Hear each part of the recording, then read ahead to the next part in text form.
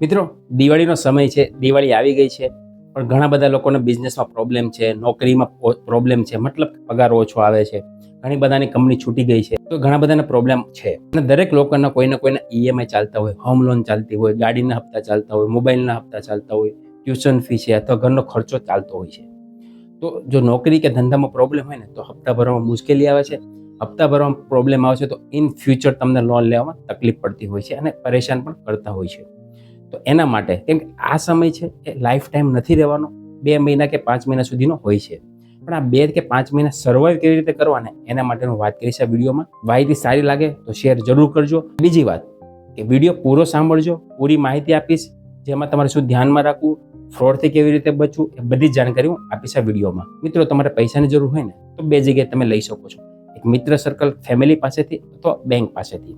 Friend પાસેથી લેવા જશો એ પણ તમારી સાથે કોઈ નોકરી કરતો હશે કે ધંધો કરતો હશે, એમાં પણ ધંધામાં પ્રોબ્લેમ હશે, એની પાસે પણ ના હોય તો તમારે એક બીજો રસ્તો છે બેંક પાસેથી.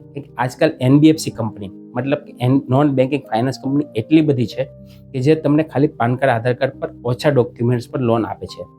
હું વાત કરીશ વિડીયોમાં કે કેવી રીતે પ્રોસેસ કરવી, કઈ કંપની છે, બધી જ વાત. પણ થોડીક શરતો જ ખાસ જાણી લેજો. કોઈ પણ કંપનીમાં લોન એપ્લાય કરતા પહેલા આ ભૂલ નહીં કરતા. જો આ ભૂલ કરશો ને તો તમારા પૈસા લેવાને બદલે દેવાના થઈ જશે અને તમારી લોન પાસ થવાના બદલે રિજેક્ટ થઈ શકે છે. શરતોની પહેલા વાત કરીશ. તો આ કોઈ વિડીયો સ્પોન્સર વિડીયો નથી. આ જે માહિતી છે એ અમારા અનુભવના આધારે હું તમને શેર કરું છું. કે ઘણા લોકો અમારી પાસે આવે છે જેને પ્રોબ્લેમ હોય છે, જો કોમન પ્રોબ્લેમ આવે છે ને એના માટેની વાત કરીશ. કેમ કે લોકો પાસે ટાઈમ નથી, ટાઈમના અભાવે ઓફિસ પર નથી આવી શકતા અથવા એને સાચું માર્ગદર્શન નથી મળતું, એના માટે તમને જાણકારી મળી રહે. બીજી વાત, ત્યારે પણ તમે લોનની પ્રોસેસ કરો છો, કઈ વેબસાઇટ છે હું તમને આપીશ છેલ્લે વિડીયોમાં. જે કઈ વેબસાઇટમાંથી પ્રોસેસ કરો છો અથવા તમારા પર કોઈ એસએમએસ આવે છે, વોટ્સએપ પર મેસેજ આવે છે, એપ્રુવડના મેસેજ આવે છે, એમાં કોઈ પણ પ્રકારની લિંક હશે. લિંક પ્રોસેસ કરતા પહેલા જોઈ લો કે લિંક સાચી છે કે ખોટી છે. એની પ્રોસેસની સાદી જાણકારી આપો ને તો લોન 4 સ્ટેજમાં થતી હોય છે. પહેલું કે તમે એપ્લિકેશન ફોર્મ ફિલ કરો છો, જેમાં નામ, ઈમેલ આઈડી, મોબાઈલ નંબર, તમે શું કરો છો એ ડિટેલ ભરો છો. ત્યારબાદ બીજું છે આધાર વેરિફિકેશન, ત્રીજું છે એગ્રીમેન્ટ અને ચોથું છે ઈ મેન્ડેટ. આ 4 વસ્તુ થાય ત્યારબાદ તમારી લોન ખાતામાં આવતી હોય છે. પણ આજકાલ એવી ઘણી બધી કંપની જે છે તમે 10 મિનિટની અંદર તમારા એકાઉન્ટમાં 5 લાખ સુધી લોન આપે છે અને અમે અપાવી પણ છે. પણ ખાસ હોય તો ધ્યાન રાખવાની વાત કરીશ ને મિત્રો, કે તમે ખોટી એપ્લિકેશનમાં કોઈ પ્રોસેસ કરો છો અથવા કોઈ મેસેજ આવે છે અને તમે એમાં એપ્લાય કરી દો છો, જો તમને ખબર પડતી હોય તો કંઈ વાંધો નથી. પણ તમે પ્રોસેસ કરો છો ત્યારબાદ જો તમારી લોન પાસ થાય કે રિજેક્ટ થઈ શકે છે. જો પાસ થશે તો તમારી એની આગળની પ્રોસેસ, કંપનીમાંથી ફોન આવશે અને તમારી પ્રોસેસ કરાવશે. અને જો લોન રિજેક્ટ થશે તો તમારી એ કંપનીમાં લોન નહીં થશે.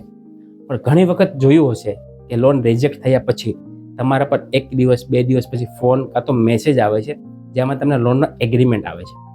એ એગ્રીમેન્ટમાં રેટ ઓફ ઇન્ટરેસ્ટ, વ્યાજદર જોશો ને તો 4% કે 5%નું વ્યાજદર હોય છે. એ તદ્દન ફ્રોડ હોય છે. કેમ કે કોઈ પણ બેંક પર્સનલ લોન આપે છે ને તેનું વ્યાજ 12%થી ચાલુ થતું હોય છે. તો 12%ની અંદર જો કોઈ તમને લોન આપતું હોય ને પર્સનલ લોન, તે ફ્રોડ છે, એમાં પૈસા ભરવાના નથી. અને તમારી પાસેથી પૈસાની માગણી કરશે કે તમારે લોનની પ્રોસેસ માટે એટલા રૂપિયા આપવા પડશે. એ 500 રૂપિયા હોઈ શકે, 1000 રૂપિયા, 1200 રૂપિયા, 2200 રૂપિયા, 2500 રૂપિયા, એવી કોઈ પણ તમારી પાસેથી નાની રકમની માગણી કરશે. તો બને છે શું કે લોકોને પૈસાની જરૂર હોય એટલે શું કરે કે ચલ ને એટલા રૂપિયા આપી દઉં એટલે પછી મારી લોન થશે, એમાંથી હું પાછા આપી દઈશ. નહીં, જે તમે રૂપિયા ભરશો ને એ તમારા પૈસા ગયા સમજો, 1 રૂપિયો પાછો આવવાનો નથી. આ જે છે ને તે બધા ફ્રોડ લોકો હોય છે. જ્યારે તમે પૈસા માગે ને ત્યારે તમારે કહી દેવાનું કે તમે જે મારી લોન પાસ થાય છે એ લોન એમાઉન્ટ હોય, તમારી જે ફી હોય કાપીને બાકીની રકમ મારા ખાતામાં ટ્રાન્સફર કરી દેજો, હપ્તો હું ભરવાનો જ છું. જો તમે એવું કહેશો ને એટલે એ તમને સામેથી કહે છે કે અમારી લોનની પ્રોસેસ હોય છે, એ કમ્પ્લીટ કર્યા બાદ તમારી સ્ટેજ આગળ થતું હોય છે. અથવા બીજું ઘણા બધા કારણો બતાવી શકે કે તમારી આ લોનની પ્રોસેસ નથી, આ તમારા ઇન્સ્યોરન્સ માટે છે, તમારી સેફટી માટે છે. ઇન્સ્યોરન્સ લેશો તો એના પર તમને લોન આપશે અથવા સેફટી માટે ઇન્સ્યોરન્સ છે, એવી કોઈ પણ તમને ખોટું બાનું બતાવશે. આમાં કોઈ પણ ભેરવાવું નહીં. અને જો પૈસા આપશો ને તો 100% લખીને દઉં છું કે તમારા પૈસા ગયા અને ફ્રોડમાં ગયા.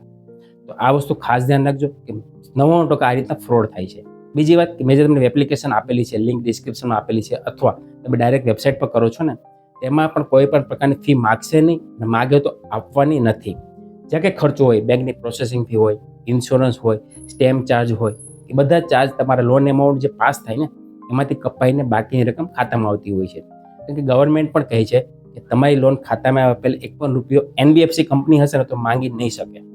આ વસ્તુ ખાસ ધ્યાન રાખજો. તમને ટ્રસ્ટ લાવવા માટે એ લોકો શું કરશે, કંપનીનું આઈડી કાર્ડ મોકલશે, ફોટા મોકલશે, આધાર કાર્ડ, પાન કાર્ડ મોકલશે, તમને ઓફિસનું એડ્રેસ મોકલશે, બધું જ મોકલશે. પણ એ બધું જ ફ્રોડ હોય છે, કંઈ પણ સાચું હોતું નથી. બીજાના ડોક્યુમેન્ટ તમને ફોરવર્ડ કરે છે અને તમને ફ્રોડમાં નાખે છે.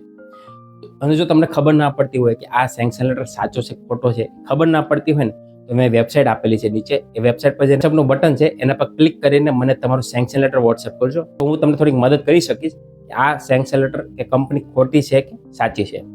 બરાબર, આ વસ્તુ ખાસ ધ્યાન રાખજો. પાન કાર્ડ, આધાર કાર્ડ પર તમને લોન આપતું હોય અને સિબિલ ખરાબ હોય, તમારો કોઈ હપ્તા બાઉન્સ હોય, વધારે ઓબ્લિગેશન હોય અને તમારું આધાર કાર્ડના ઓટીપી લીધા વગર તમને ડાયરેક્ટ જો સેન્કશન લેટર વોટ્સઅપ કરતો હોય ને, એ પણ ફ્રોડ છે. અને એમાં પણ રેટ ઓફ ઇન્ટરેસ્ટ જોશો ને તમે 5%, 4% એવું હોય છે. અને સેન્કશન લેટર કલરવાળો હોય છે, સિક્કાવાળો હોય છે, એ બધા તદ્દન ખોટા હોય છે. અને જો આવી કોઈ એપ્લિકેશન ભેરવાવશો અને આવી કોઈ પ્રોસેસ કરો છો અને પૈસા જશે ને, તો તમારી ભૂલ છે, એમાં કોઈ પણ પ્રકારની અમારી જવાબદારી નથી.